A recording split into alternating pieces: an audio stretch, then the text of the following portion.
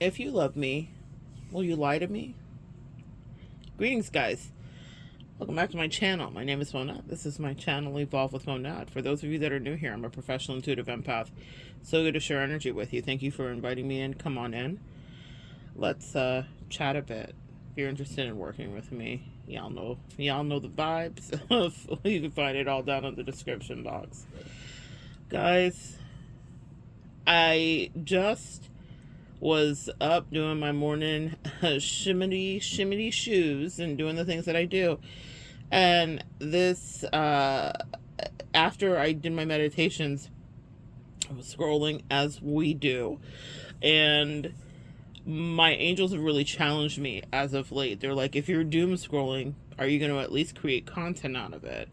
If you're, some people call it doom scrolling, but you guys know exactly what happens. And so, I've been really being challenged by my angels as of late.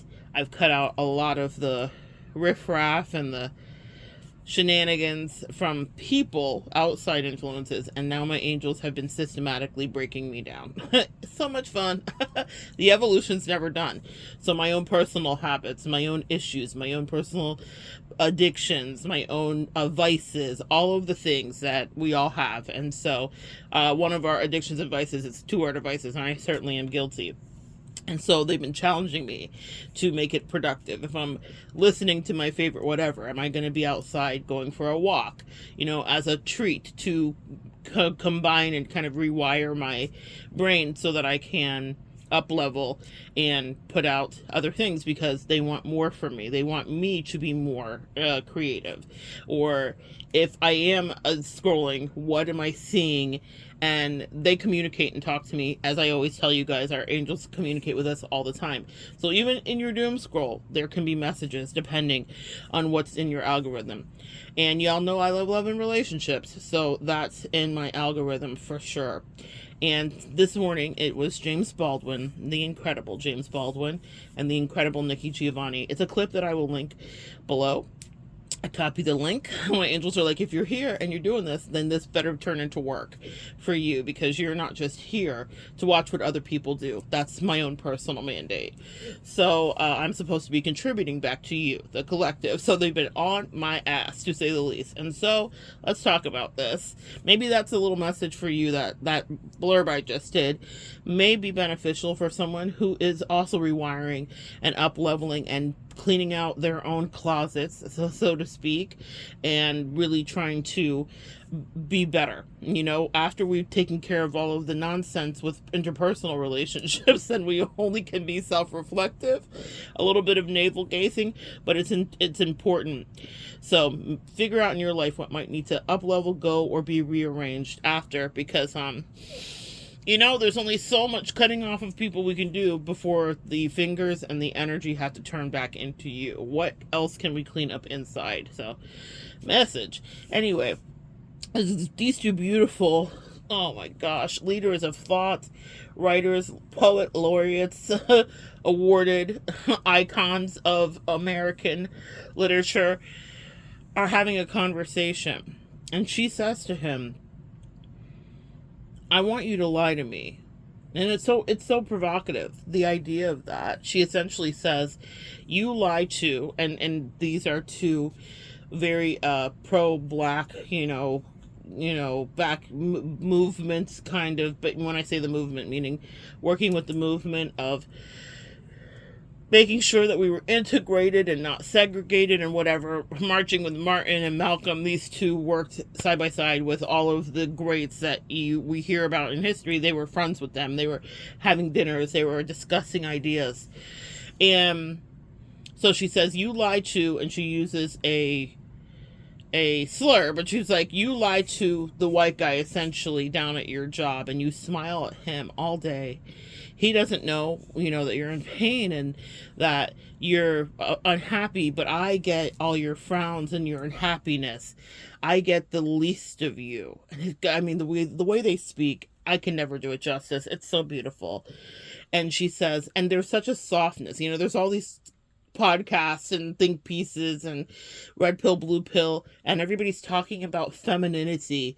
But Nikki Giovanni is exuding femininity even in her demand that you beguile me, or at least love me enough to give me something sweet. And I'm all about authenticity, tell the truth and whatever, but what do we know about being in partnership? When you're in partnership, your partner may see the worst of you. Your partner will see the worst of you. You know, in the last several years, I have done a lot of soulmate dating. And so, while that is not, deep, intimate, end of the world relationships, I am always seeking, like, what's the truth in people when I'm connecting, or even in my own long-term partnerships and relationships. Your partner will probably get the brunt of things. And what she was saying is, can you pretend for me? And I thought, gosh, would I ever want someone to step out of their authenticity and pretend for me? Would I ever want someone to do I understand what she's saying? Absolutely. But in my own journey and the way that I work with my clients and work with, you guys in the collective, that was such an interesting concept, but it made sense. It does. She's saying to him, you come home and then I get all of your ugly. But in the world, you pretend, and James Baldwin, ever sharp, ever, he's genuinely taking it in. And he's contemplating what she says, and he says to her, he says, but I have to smile. He's like, who's going to pay the rent? Because this is a very real situation. This is not just, today's life and, who's going to pay the rent. James Baldwin could be a content creator or whatever, right? Back then, you had to go to your 9 to 5. You had to work. You had to be integrated into a society that barely wanted to accept you. This is from the perspective of being an African American. So he's making this very poignant cultural statement, like, I am the man, quote unquote, the breadwinner. I have to go to work. Who's going to pay the rent? And then she says to him, which is a cosmic and spiritual truth, as far as I observe it, the rent will get paid. Now that's about being out of lack. That's being in a spirit of abundance, because when you're in flow, everything is taken care of. And even that's hard to understand when you are in lower states of struggle. Okay. And we've all been there, right?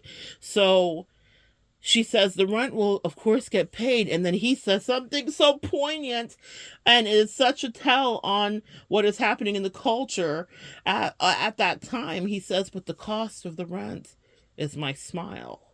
My God. These people are freaking brilliant. Oh, I love when my brain gets scratched. I love that. The cost of the rent is my smile.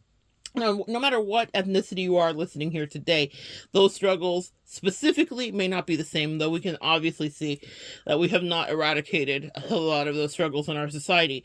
But if you're just juxtaposing this against the mind frame of relationship, what is it that you're giving to your partner, and who do they see when you're home? Who do they see when you're home, and who are you when you're outside?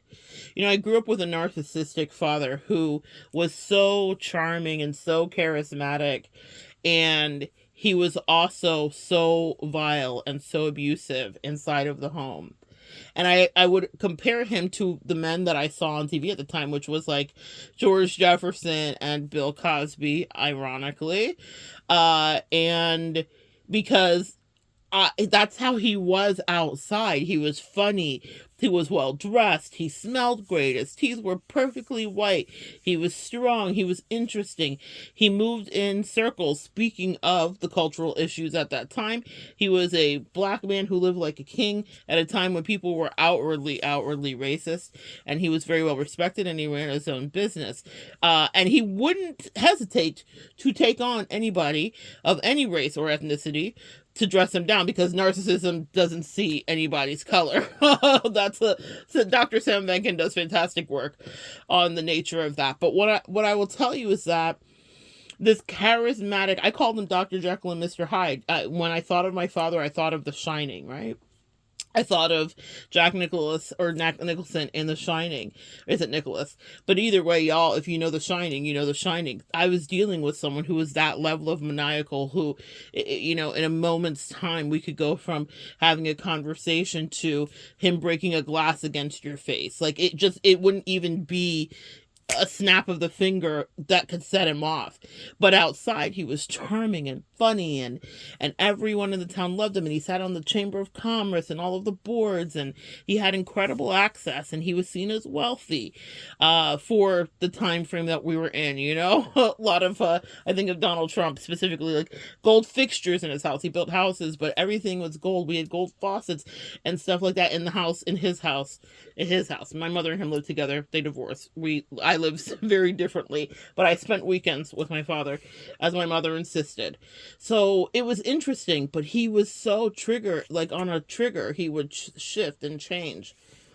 And I thought about how he would give all of that beautiful energy, all of that charismatic, duplicitous, narcissistic energy to everyone else, but to the women and the children in his house, he treated them like slaves. And while that's an extreme, right? I feel like there is something to be said, and I think there is a pivot back to the conversation with Nikki and James, where we at times are not giving our best selves to the people that are holding space for us. The people that are there for us on a daily basis see like the worst of us. And here's my thing about it. When she says, lie to me, why do I get the least? And I thought, wow, do we give our partners the least? Yeah, at times we do. At times we do give our partners the least, and they deserve the best of you. Every day can't be that way. But, there's all these like sayings we have to normalize abusive, kind of unkind tendencies. We only hurt the ones we love, blah, blah, blah, blah, blah. Well, yes, if you love someone and they hurt you, it's going to hurt more because you love them. But my thing here, to pivot and change the conversation from Nikki and James, I get it on a cultural observation from that standpoint, and I get it from the nature of loving your partner, no matter what your ethnicity, race, or sexuality is. But what I want to ask for us in the collective is to be authentic. Do you want someone to lie to you, or is it that you want them to treat you kindly? I believe that Nikki at that time, I'm not going to speak for the great Nikki Giovanni, but when I'm listening to her, what I'm thinking is she's saying, well, can I at least get this? Because she said least, and I really love the phonetic flip of that. She said, why do I get the least? And what I heard her saying is, can I at least get kindness? Can I at least get the smile? And James counters her and he says, I can't put on a facade. And essentially he's saying, I can't wear a mask all day and pretend all day. And essentially he's saying shuck and jive all day, because literally that's what you would have to do for that pay back then, is pretend that you were not absolutely seething when someone was racist or unkind. Again, imagine the time they're in. This is in the 60s. So we're just integrating. So there's a lot of things that are going on socially, which means that he probably wasn't being treated as the full man that he should be. As our Constitution said regarding slaves, we are only a percentage of human. And that was an indoctrinated trickle-down belief in the way that we were treated from Jim Crow, etc., etc. Welcome to my TED Talk. But what I want you guys to know is if we're transposing this to relationships, so there are some cultural implications there. He says, I can't be fake all day and then come home and be fake with you. But she's saying, but can I at least not get all of your abuse? And there was something in there that just tickled my brain. And I thought, yeah, when we are in relationship, no matter what your cultural implications are, no matter what race, ethnicity, or sexuality you are you giving goodness to the person who's holding space for you? Are you being as authentic with them as you can be? She asked for the lie. I'm challenging us to tell the truth. And that means some days you're not happy. And that means some days you don't like what your partner is doing. And that means some days you're exhausted with the weight of the world, as James was describing. But I believe, actually, what she was saying is, can you be kind to me? Why does this person that you can't stand, or that's unkind, or that might think of you as less than them, specifically, as she was speaking about his Caucasian boss or whatever the case may be, how come that person gets such kindness and energy? And he's like, but it's not real. So forget about the racial implications. If that doesn't apply to you, how come everyone else in the world can get the better parts of you? And then when you come home, what I get, or what they get, or what you get, or whatever, put yourself and flip it and reverse it, is the least of you. You know, when you fell in love with whoever you fell in love with, when you chose to partner with whoever you chose to partner with, you shared, you cared, you told them things. Every relationship is different. There are different dynamics, and I certainly know that. My angels have made sure that my life is quite exciting. My relationship is always unconventional. My relationship style is that. But we all know what it is to fall in love with someone. And we all know what it is to want to spend time and just think that they're amazing. We also know what it is to have that continental drift when things shift, when those tectonic plates shift and the worlds crack apart and Pangea turns into a new work of art, and we're looking at a different landscape. And we've lived that. Each one of us here listening has been inside of a relationship where we could slowly see our partner that we love so much and so dearly drift far away. And I wonder if it was because instead of being authentic, we leaned into the convenient and sweet lie that everything was okay as we watched time pass us by. Just a little food for thought. When and if you are in a relationship next, again, currently, whatever your status is, there's a way to do it. And it's not a right or wrong way, but I think that the most honest way is authentically. Are you happy where you're at? Do you want to stay? I believe that there isn't anything that can't work out if communication and honesty is at play. If you are authentic and you convey your real feelings, even if they're ugly feelings, you can always find a way to stick and stay if that's what you choose to do. But that only works if someone is going to cooperate with you. But also this, how are you treating the person that's holding space for you? How are you unkind to them? Are you mean? Are you spiteful? You know, we all have our shadow. We all have our light. But the person that you may sleep next to at night, or that you spend time with, let's say you don't live with your person, the person that is the person that holds space for you, it's not that you have to lie to them. I want to counter Nikki. I understand what she was saying. I'm going to say it's living authentically. And that means even telling the truth. Because I felt the weight of what James was saying. Damn, you want me to lie all day and then come home and lie to you? When do I ever get to be real? And that's the appeal of partnership, is that there is someone with whom I can be real. There is someone with whom I can have the feels, whatever they may be. There is someone with whom I can share the rejection. I'm channeling the song by Dido and Eminem, My Tea's Gone Cold, I Wonder Why I Got Out of Bed at All. But it's all, you know, at the end of the song, she's essentially saying, the morning rain comes out my window, but I'm thinking of you. It makes life is okay because you exist. And it's so funny how someone we never knew before we can encounter, we collide, our worlds collide, and then they are this rock, this bedrock, this pillar of strength in our lives. And it's also so funny, again, how those tectonic plates can shift, and then we are on a Pangea drift. And then it's off to either new partners or new vistas or new lands where we are the conquistador. But what did you get into the relationship for? And what are all of your relationships for, if not an anchoring space? So that means that they should get both sides of your face. Meaning it's okay to be not happy. And it's okay to be kind. But there should be some balance of the two if you want to stay in a relationship that's beneficial for both of you. James deserved to have a space where he could share his truths.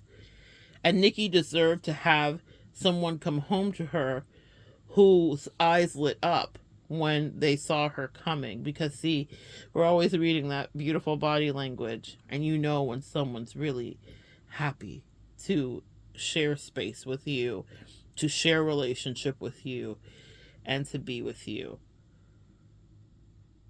The thing about these fantastic thought leaders is that, and these agents of change, specifically I'm thinking of the 60s and Martin Luther King, I'm thinking of Malcolm X. They were great men, but they were imperfect humans. They were married men. They were partners.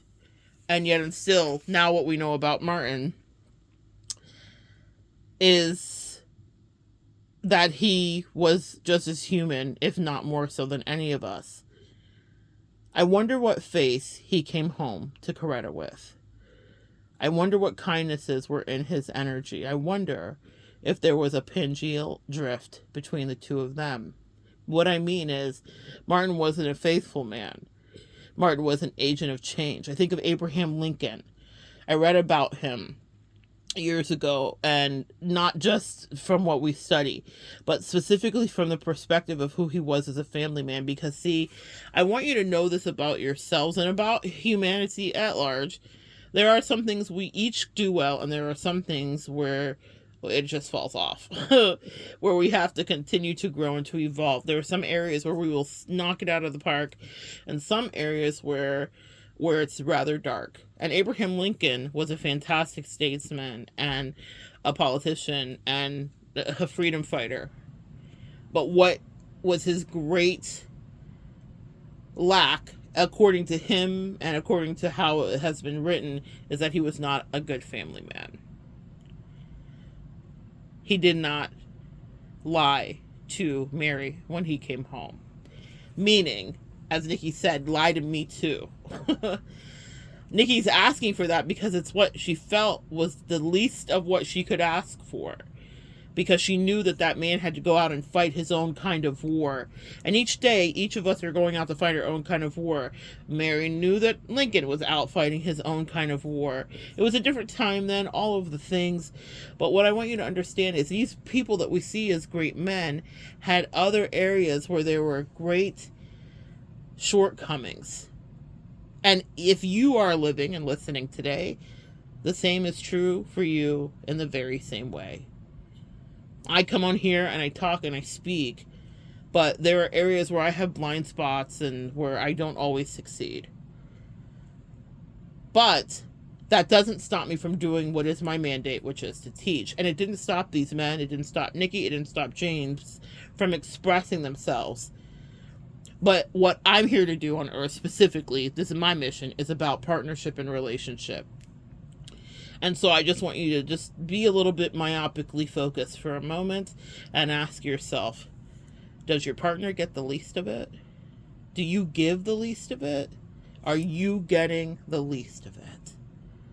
Do you deserve the least? Because I believe that you do not. In my life, when I've been receiving the least, in long-term partnerships, in my marriage, in soulmate contracts, soulmate dating experiences, friendships, I have challenged the partner that I am with to say, let's rearrange this into a different way. It's not just about getting my needs met, but it's about figuring out how we stick and stay. You don't always have to stick and stay, and sometimes I will vote myself off the island, Survivor style, like, no, it's me, I'll go, don't you worry. But that's only if I feel like whomever I am partnered with refuses authenticity. It's not about anything else. It's okay if I see the ugly side of you. In fact, I prefer that. It's okay if I see the mask slip. I actually like that. I get a special kind of charge when someone finally shows me who they really are. Because now we can get real work done, or we will go far, far, far away from each other. Because that lack of truth, see, and like Nikki who said lie to me, I say tell me the truth. Because that ugly truth is something where I get to actually see you. Where we're living and really peering into one another. Relationships aren't easy. And I'm not here to make them easier. I'm here to help you understand them. Sometimes things will be difficult, and sometimes things will be blissful. But I believe that if you are telling the truth, then your growth will be something that both of you can manage, and you will be the better for it. I get what Nikki was saying. Lie to me, too. Can I just have the sweeter side of you? And what she was really speaking about is feeling like she was a dialysis machine energetically. Empaths, can you relate? Where you're just cleaning and cleaning and cleaning and cleaning other people's energy. But who smiled in her face? Who was happy to see her? If she was the whipping post, proverbially speaking, for her lover. Do not be the whipping boy, do not be the whipping girl, and do not be the whipping post.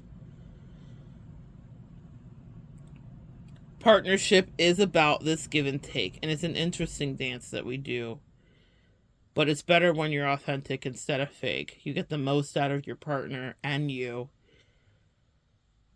And even if it feels instinctual to say lie to me too, I challenge you, collective, to implore yourself and your partners to always tell the truth. So good sharing energy with you. Come back and join me next time. We'll continue to evolve together.